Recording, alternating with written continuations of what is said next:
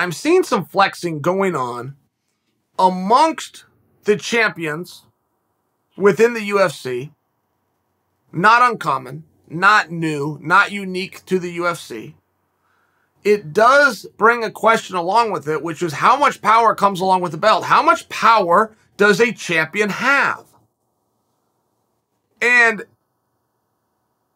it's a three-pronged approach, right? Because there's zero, legally, nothing within your contract in terms of power comes whatsoever. And if you attempt to wield it, you're generally going to wield it over one thing and one thing only, which is who you fight, which the organization has pushed back on from Jump Street to say the best will fight the best. That's what they do here. And if you want to do anything else, you can't be here and do it. The organization, I'm talking about the UFC, has been very candid to tell you, and this goes all the way back to Lorenzo himself. And Lorenzo did not do many interviews. And Lorenzo had a deal with himself. If I ever do an interview, of which I don't want to do them, and I'm not going to do a lot of them, but if I do them, I will do them as straight as I know how to speak. So if you ever watched a Lorenzo interview, and most of them had the same effect, which is the media figured there was a swerve. Lorenzo was so open and so candid with what he just said, there's no way that he would have just educated everybody listening, including his enemies, and therefore discount it. But as time went on, you would look at what was happening, juxtapose the interview Lorenzo did. God, this is what he said was going to happen. So you know it was very straight. Lorenzo, and as straight as a Pearson can talk, said we, meaning he and Dana, studied every sports franchise in the world, including the New York Yankees, and decided to take the business model and emulate that of the WWE. Now, it's relevant that we know that, because anytime we're trying to make a guess within a sport that is emulating somebody else who's been around longer and has been more open to discovery, you can generally tie it into that. So how much champion does the WWE have? How much power does the WWE champion have? And it's very set within that business, which is largely second and third generational. A lot of guys that are wrestling, my dad wrestled. A lot of guys that are wrestling, my grandfather wrestled. And they have their own code in the back for how you act, which is no different when you're the champion or you're one of the boys. You're up and coming. You're all the same. We portray something on camera. We come back here. We're the same. In the same locker room. In the same shower, going to get in the same car, go to the same hotel, get on the same airplane, and make the next town.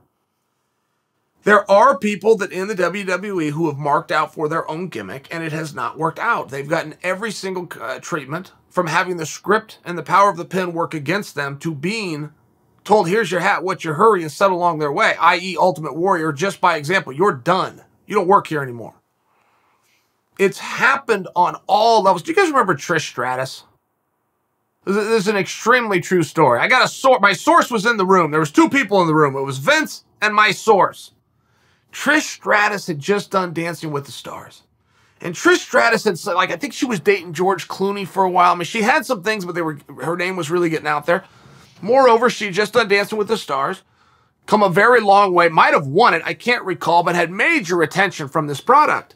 And guy walks into the room. Vince is having a meeting with my source. Guy walks in the room and says, hey, Trish Stratus just called, and she needs, and he starts stating the things. She needs her own locker room. She needs her own valet. She needs these foods and refreshments within her locker room. How do you want to handle this? And Vince looks up. He's having an interview. Looks up, doesn't miss a beat, says, fire her. Goes right back to my source and starts talking. So the guy standing there hasn't got his question answered. He needs to know, hey, how are we going to do this? Are we compromised? Are we going back and forth? Or do I go ahead and get all the stuff within Trish's rider? Says it again, and Vince looks up and says, I told you, fire her. Goes back, and that guy now realizes he's serious, and Trish never was seen on TV again. And she wasn't a champion. She was somebody who got a level of notoriety and thought she was going to come back and change the deal for herself. So I only bring for you, I believe the third is true. I believe there's a third option, which is the champ has a lot of power because it's not legal. He has a lot of respect. He's now going to be watched. if he does things the same as he did, and whatever that was, not everybody goes into the same category, but whatever you were doing that led you to get to that opportunity, whatever go along to get along, whatever push and pull, whatever buttons you try to manipulate, as long as it stays in line with what you did and what everybody's used to prior to you getting to the position you're in, it's cool in the gang. You're going to really like your life over there. You need some favors, but hey, they're going to happen. And there is a number of athletes who I could show you that do just that. Kamaru Usman's a fine example. I don't think you guys are understanding how well Kamaru is doing things. And Kamaru isn't always Mr. Happy. He also understands, I've got a window. I serve a major purpose over here. I've expanded my contract. People want to see me, and I'm the champion. But when Kamaru fights back, he still does what's asked of him. It's very different. By example, let's say I'm Kamaru. I want $1 million. I'm making numbers up. $1 million right now. My contract calls for $900,000. I want $1 million. And I'm going to fight you. I'm going to push back. I'm going to tell the media. I'm going to tell you when you call. But also when you called, you asked me to fight somebody 30 days from now. I told you, yes, I signed the contract and off I go training to do what you asked me to, but I'm going to continue to fight for what I want. It's very different. Very different the way Usman does things. Usman does not take his ball and go home. He does not say it's my way or it's going to be no way. He continues to do what's asked of him while still having the conversation. It's very unique, but it's also why we haven't missed a beat. It's why the Usman era is so big and so real. It's why he's being given the opportunity to do what St. Pierre did, which is to not just beat everybody, but to beat him a second time. But it's very different. Kamaru's never going to bring that to your attention. I don't know that Kamaru's aware that that's what he does. I don't know that he's aware that that's unique. That while he continues to fight for himself, he's very agreeable when he's asked to do something. Everybody in life can work with that. Got a lot of power because of it. That power comes in the form of respect. Not a legal standpoint. Not even an ethical standpoint. Not a positioning standpoint. And that's the mistake that I'm seeing the champions oftentimes making. Misplaying their hand. Or thinking the show won't go on.